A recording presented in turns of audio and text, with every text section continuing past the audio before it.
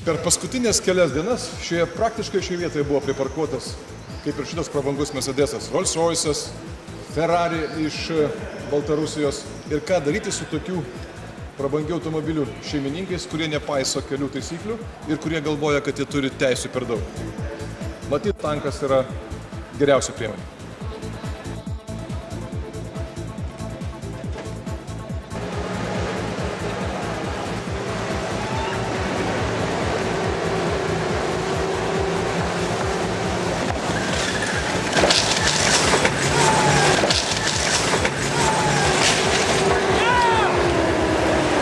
Jeigu automobilis parkuos blogai, bus va taip.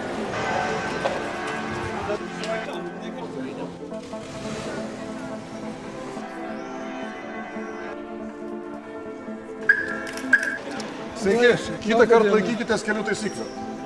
Pasistengsiu.